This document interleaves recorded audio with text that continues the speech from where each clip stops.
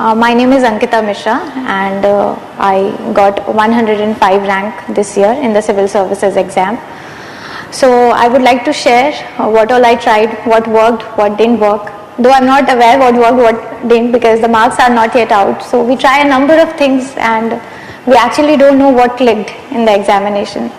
So whatever I'm going to tell right now, I suppose those things worked for me, though I'm not sure for certain, and it might be different for different people. But for me, what worked, I'll tell that. So I feel this exams, first of all, we'll get on to the psychological level. वो preparation वगैरह तो हो जाती है, but mind को कैसे क्या रहना चाहिए वो most important है मेरे हिसाब से. So वो ये है कि one thing, hard work would be there. Conviction should be there. It has to be there because और कोई alternative नहीं है. I don't know any of my friends who have cleared और उन्होंने मेहनत ना की हो. तो पहले ही clear होगा कि मेहनत तो करनी पड़ेगी. दूसरा ये है कि पेशेंस भी रखना पड़ेगा because some people they get lucky, हो जाता है फर्स्ट अटेम्प्ट में, बट नॉट नेसेसरली सबका हो. And being here in Rajendra Nagar I have seen people 5 attempt जा रहे हैं, 6 अटेम्प्ट जा रहे हैं. So patience is very important. Third ये है कि कंसिस्टेंसी कैसे आए. कंसिस्टेंसी ये सारे जो ये आप कितने टाइम होते हैं कि आप डीमोटिवेटेड होते हो, कोई कुछ कह देता है, कोई कुछ कह देता है, फैमिलियल प्रेशर्स होते हैं, you see your friends earning अपना प्राइवेट कंपनी में, सबके पास पैसे आ रहे हैं, आप अभी भी फैमिली पे डिपेंडेंट हो. So all these things would come in the mind. तो कैसे इसको भी छोड़ के आगे बढ़ना है ये भी सोचना है कि एक दिन होगा. देन ये सब अगर आपने कर लिया तो it is very much achievable in my opinion. Achievable है, बस प्रोवाइडेड प्रॉब्लम क्या होती है ना, डायरेक्शन नहीं होता. तो 1-2 साल तो हम ऐसे घूमने फिरने में लग जाते हैं कि क्या पढ़ें. So much material is there in the market. जो कोई बताता है हम सुन लेते हैं. कोई अभी आज मैं जा रही हूँ, if you all go, then आपको लगेगा कि हाँ ये मैम ने ये बोला था तो I have to follow that.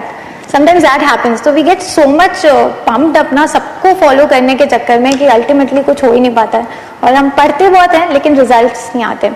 So you need to have a direction, you need to have a strategy and that strategy should be your own. It cannot be somebody else's. So आप सब किसी और के से idea ले सकते हो but अपनी खुद की बनानी है.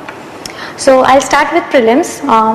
प्रीलिम्स के लिए आई फील कि मेरे पहले attempt I could not clear prelims. Reason being कि मुझे कुछ आइडिया नहीं था. मैंने वाजी नाम से क्लासेस की थी, टेस्ट सीरीज़ मैंने दिए नहीं थे ज़्यादा और करंट पे मैंने फोकस ही नहीं किया. मुझे लगा करंट इज़ नॉट इम्पॉर्टेंट, थोड़ा बहुत करंट अफेयर्स आएगा, 4 मतलब ऑप्शन होते हैं, कुछ ना कुछ मार्क कर ही लूँगी. But it is not that ways.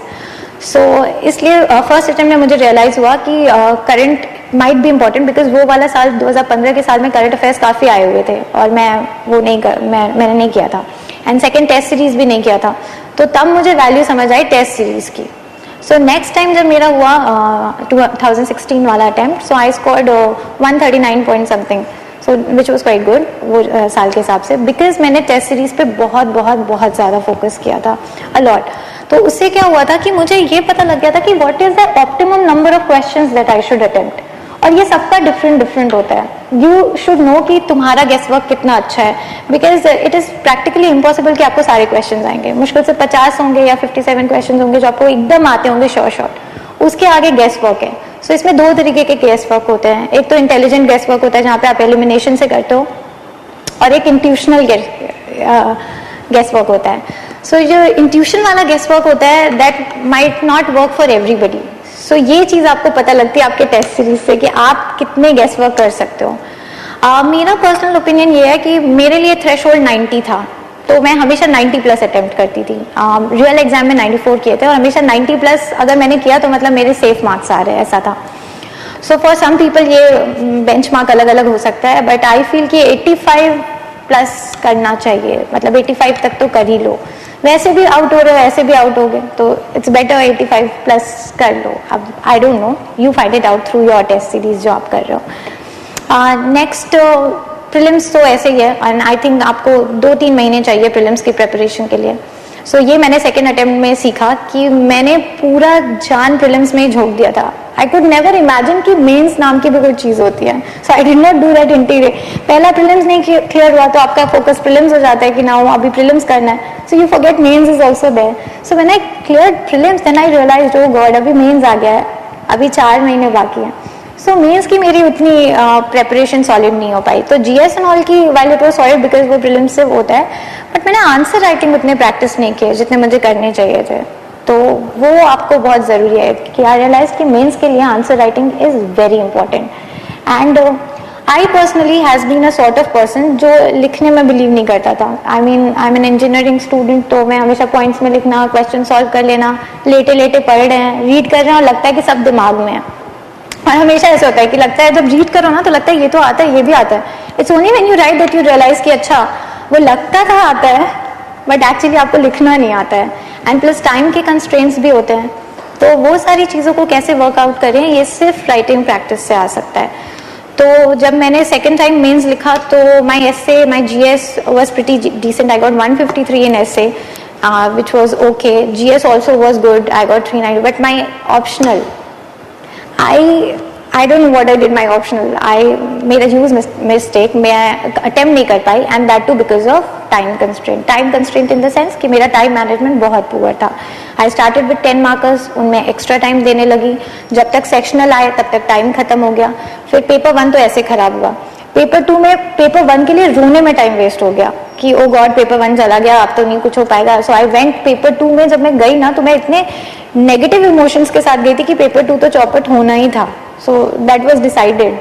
So I would say अगर कोई एक पेपर खराब होता है तो डोंट क्राई, सेकेंड डे के आ जाओ, सब कुछ खत्म हो जाए ना, जब ये पूरे 9 के 9 पेपर्स खत्म हो जाए तब घर आके रो। Till then be in that mode कि नहीं, you still have the time कि आप वर्क कर सकते हो। So that is one thing. Answer writing में बार बार स्ट्रेस कर रही हूँ क्योंकि मुझे एक्चुअली आंसर राइटिंग ने बहुत हेल्प किया। सो जब नेक्स्ट अटेम्प्ट, जो ये वाला करंट अटेम्प्ट मैंने 2017 दिया, तो जैसे ही मेरा मेंस खत्म हुआ आई न्यू कि मेरा अभी होना नहीं है, क्योंकि मैंने एंथ्रो बहुत अच्छे से स्पॉइल किया था। I left close to 160 marks. So 160 अगर आपका छूट जाए तो बहुत कम, मतलब भगवान जी की दया हो तो ही, मतलब आप तुक्के से अंदर पहुंच गए, पहुंचे भी तो बहुत ही घटिया रैंक आएगी। तो ऐसा था, तो आई वॉज क्लियर कि नहीं होना है। तो I had one entire year sort of thing.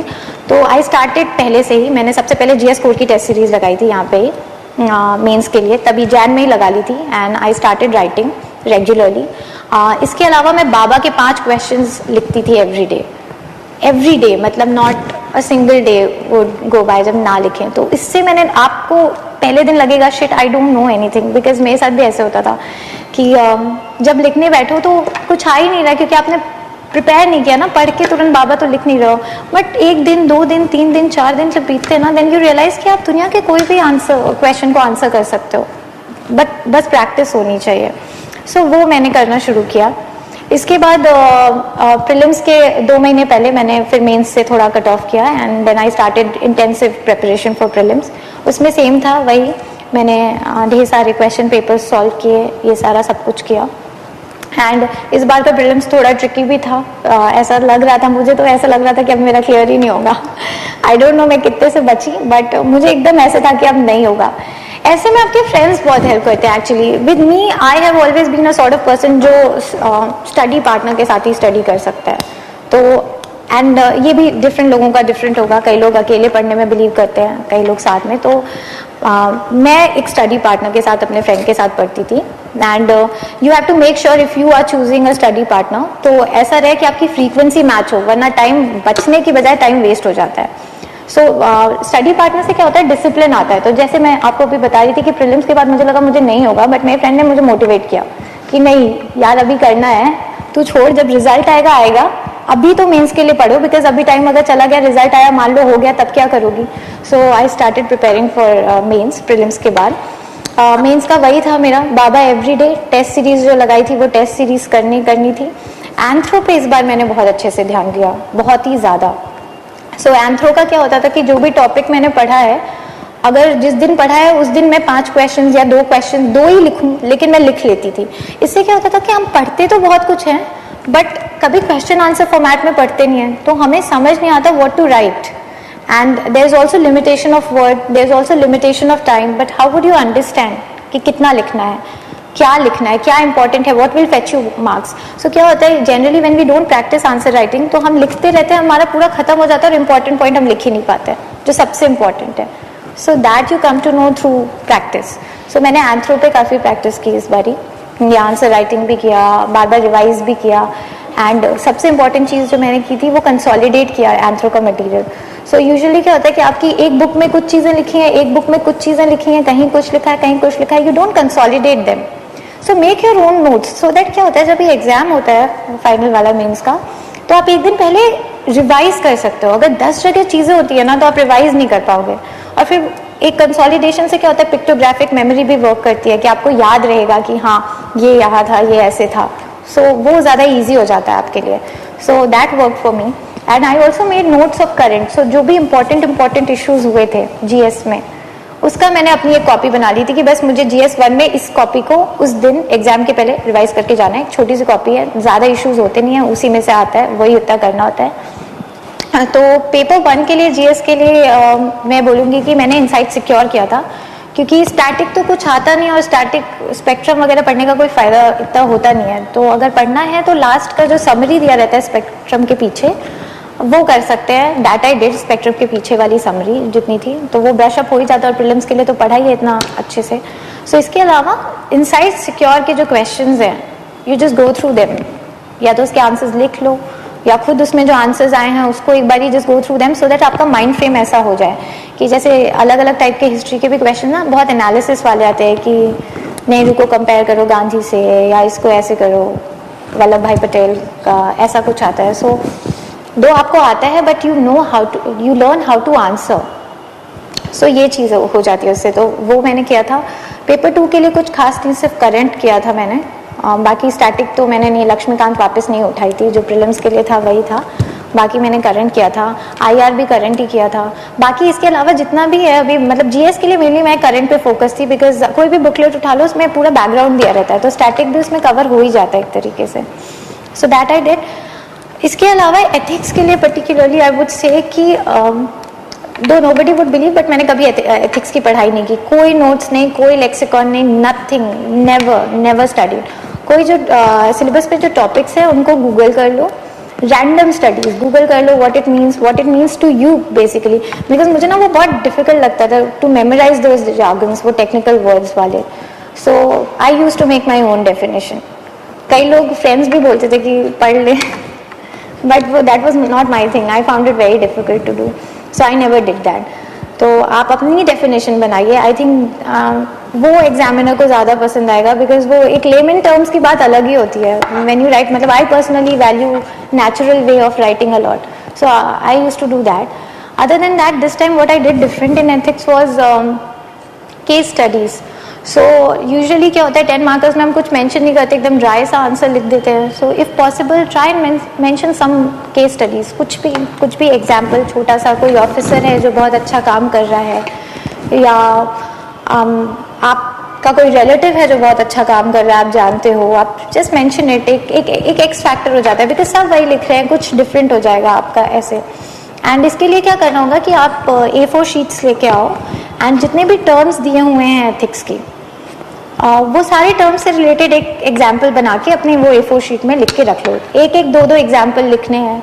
कभी करंट में आप न्यूज़पेपर पढ़ रहे हो, कुछ ऐसा एग्जाम्पल आपका लगा कि ये अरे वाह ये तो कितना अच्छा काम कर रहा है, तो उसका एक छोटा सा लिख लो. दो एग्जाम्पल हर टर्म से रिलेटेड, जैसे लीडरशिप से रिलेटेड 2 एग्जाम्पल, देन ऑनेस्टी से रिलेटेड 2 एग्जाम्पल, ऐसा करके अपना बना के रखें और एग्जाम के पहले जस्ट वो रीड करके जाएं. So that will work I suppose, in my opinion. इसके बाद एंथ्रो में what different I did one was consolidation. That is very important. People don't have consolidated notes, but trust me, if you have consolidated notes you are through with anthro. Second thing that I tried in anthro was कि paper 1 को paper 2 से relate कैसे करना और paper 2 को paper 1 से कैसे relate करना है. सो पेपर 1 में I tried and gave examples from paper 2, tribal वाले सेक्शन से या कहीं ना कहीं I use to put that. And paper 2 में मैं क्या करती थी कि पेपर 1 की थियोरीज या थिंकर्स या कोई कॉन्सेप्ट है, मैरिज का कोई कॉन्सेप्ट है, वो डालने की कोशिश करती थी. सो इससे क्या होता है ना कि एक होलिस्टिक पिक्चर, एक कॉम्प्रहेंसिव फॉर्म में आप सब्जेक्ट को जब रिलेट कर रहे हो तो एग्जामिनर माइट लाइक इट. सो ये चीज़. दूसरा, पेपर टाइम पे फिनिश कैसे करें, इस पर भी थोड़ा फोकस करना पड़ेगा. तो ये आपको आंसर राइटिंग से खुद पता लग जाएगा कि आपके लिए क्या स्ट्रैटेजी है. मैंने फर्स्ट टाइम जब लास्ट टाइम मेंस नहीं क्लियर किया था तो मैं पहले 10 मार्कर्स करती थी, बाद में सेक्शंस करती थी. सो 10 मार्कर्स में ही मैं इतना समय खा जाती थी 2 पेज भर भर के लिखने में कि इधर मेरा सेक्शन छूट जाता है, सेक्शन ज़्यादा मार्क्स का है वो छूट जाता है. So this time what I tried, I did the sections first then the 10 markers. तो 10 मार्कर्स 1.5 पेज भी लिखा तो फाइन है, पेपर ना छूटे at least. So that is one thing that people can try. And ये सब एक तरफ, इसके बाद एक मोस्ट इम्पॉर्टेंट चीज़ आती है जो नॉलेज से भी ऊपर है मेरी ओपिनियन में, आई don't know again, is visibility. So visibility is like extremely important because knowledge सबको है, सब ने सब कुछ लिखा है, लेकिन एग्जामिनर का मन भी तो करे आपका पेपर पढ़ने का. अगर वो रीड ही नहीं करेगा तो आप कुछ भी लिखो फिर it does not matter. So I feel कि ऐसा कुछ रहे, आपका विजिबिलिटी ऐसी रहे कि एग्जामिनर का मन करे उसको रीड करने के लिए. So don't make your paper dirty, एकदम गंदा मत करो. ओके फाइन, हैंड राइटिंग तो भाई अब बचपन से डेवलप होते आ गई है, जो है वो है, उसमें ज़्यादा चेंजेस नहीं ला सकते. सो if you can improve on your hand writing, well and good. If you can not, make sure it is legible first. Second, work on the spacing. जो स्पेस होता है उसको थोड़ा थोड़ा बढ़ा के ऐसे करो कि वो रीड करने योग्य हो, ऐसा रहे. अंडरलाइनिंग थोड़ी हो जाए. पेन का चयन अच्छे से कर सकते हैं हम. So if you writing with ball pen, use gel pen, see अगर उसमें राइटिंग अच्छे से आ रही है कि नहीं. सो ये सारी चीज़ें बहुत मस्ट है. मतलब visibility in my opinion is a must. I know a number of my friends जिनको बहुत अच्छे से सब कुछ आता था and probably they did not clear because of the visibility of their paper. So you have to increase the visibility because it is a basic human nature. जो सुंदर लगता है वही तो पढ़ेंगे. इतनी कॉपीज चेक करनी है, कैसे पढ़ेंगे अगर अच्छे से नहीं उसी में कचर कचर लिखा हुआ है.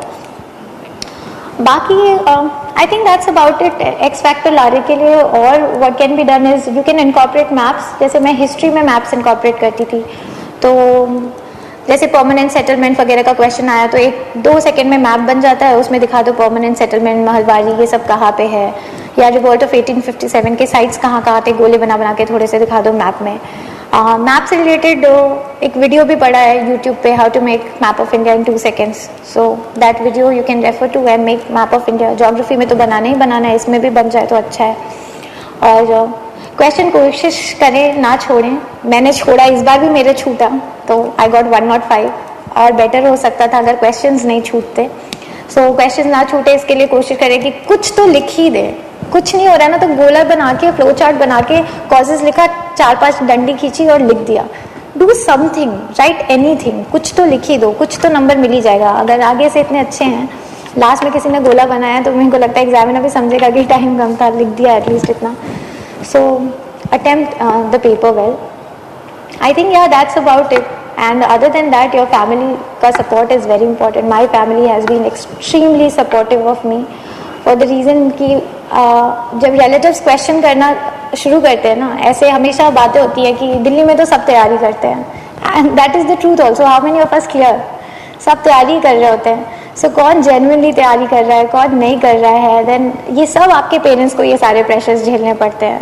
सो my parents have been really supportive in the sense कि उन्होंने मेरे तक इतनी बात आने नहीं दी. तो मुझे पीयर प्रेशर बहुत फील होता था जब फ्रेंड्स क्लियर करते थे. I was not on Facebook for the same reason कि फेसबुक पे जब मैं देखती थी ना कि फ्रेंड्स जैसे ऑन कर रहे हैं, यहाँ घूम रहे हैं, वहाँ घूम रहे हैं, ये हो रहा है, वो हो रहा है, तो मैं बहुत डीमोटिवेट होती थी.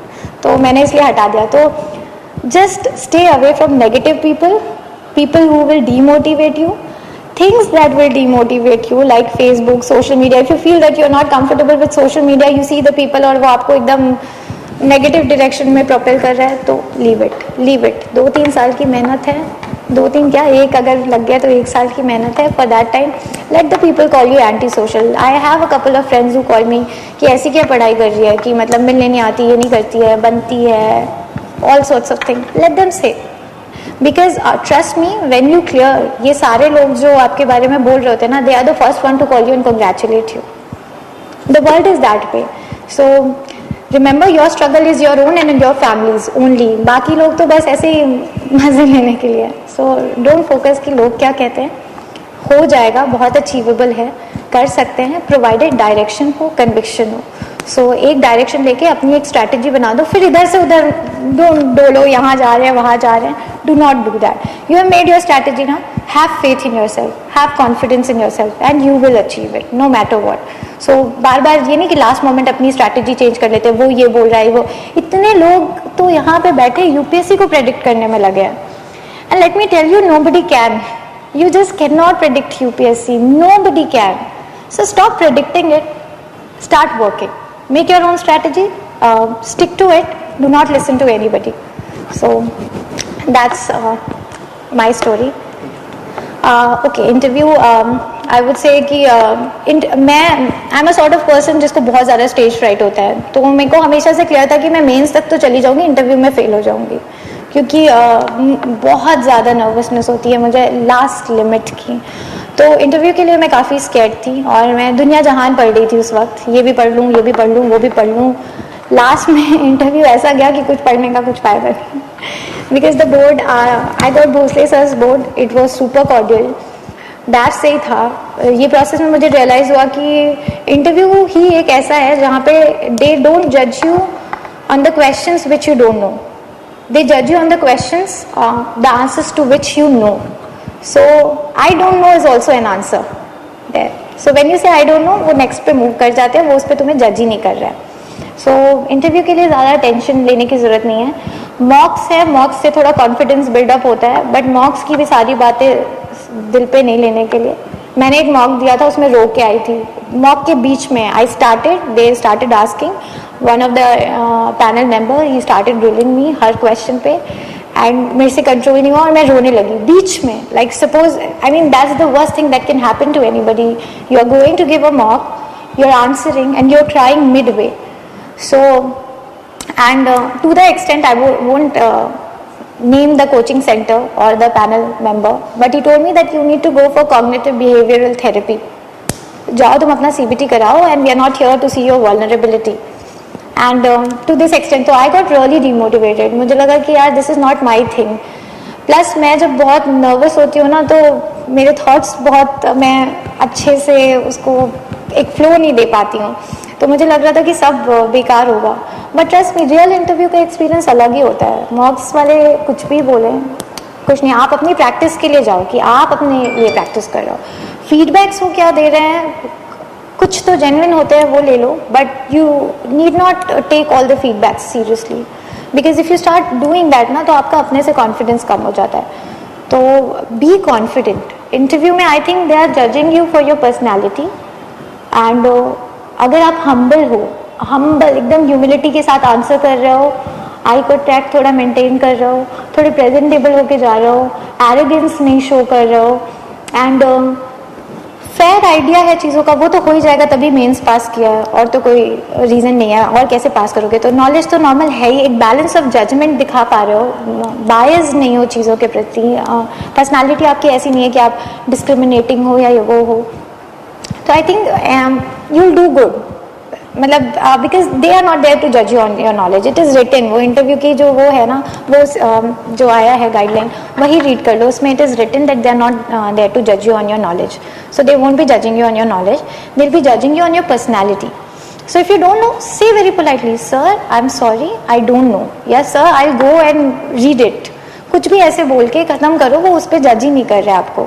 जस्ट बी काम। जैसे आप बिगिनिंग में इंटरव्यू हॉल में एंटर कर रहे हो, वैसे ही बाहर निकलो। ऐसा ना रहे कि आई डोंट नो बोल रहे हैं तो ऐसे बोल रहे हैं सर आई डोंट नो, और जब आंसर कर रहे हैं तब बोल रहे हैं sir this this this this. So जिस शिद्दत से आंसर कर रहे हो, उसी शिद्दत से बोलो आई don't no, that is it. So I think all these were the things that worked for me, and all the best to everyone, and I think it is very much achievable.